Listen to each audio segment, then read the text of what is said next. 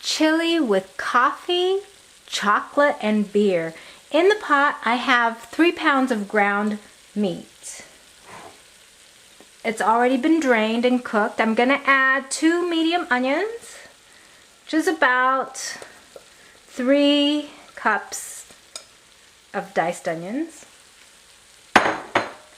and 5 cloves of minced garlic.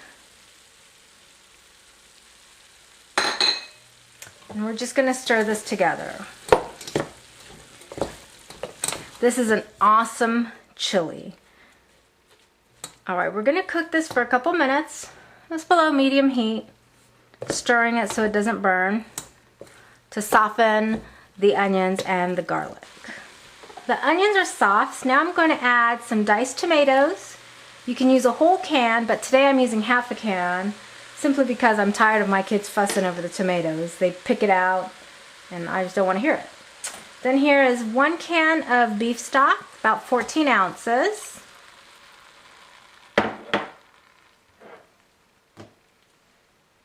2 6-ounce cans of tomato paste, or 12 ounces. You are going to love the flavor of this chili. From the chocolate to the beer and the coffee. Here's 1 cup of strongly brewed coffee and 12 ounces of beer. If you have dark beer, use dark beer. When I make this chili, I just buy a single can of whatever's at the grocery store. I don't drink beer, so I couldn't tell you from the outside if it was dark in color or light. So when there's Budweiser, regular Budweiser, I like to use that. Stir this up some.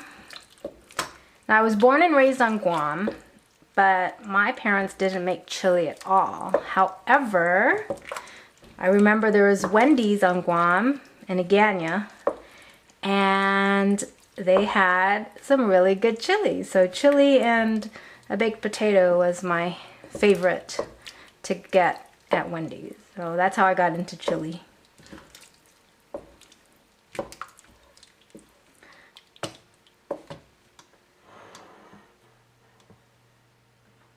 In goes a tablespoon of unsweetened cocoa powder, 1/4 cup of light brown sugar, 3/4 of a tablespoon of ground cumin, 1½ teaspoons of ground coriander, 2 teaspoons of dried oregano, 4 tablespoons of ground chili powder, then 1 teaspoon of salt. Mix that all together. This is a beautifully dark and brown chili. It's rich, it's thick. It's not as tomato saucy as most chilies. And that's because it's got some unique ingredients. Here is 45 ounces or 3 of the small cans of kidney beans. You can use dark, light, or a combination.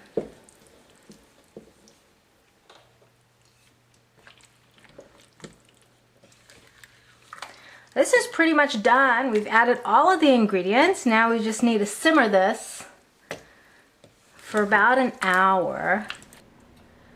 The chili's been simmering for an hour, covered, but with the lid slightly ajar. Here we go. A little bit of fat left on the ground beef. Nice and dark. It's very thick. And of course, it's always better the next day.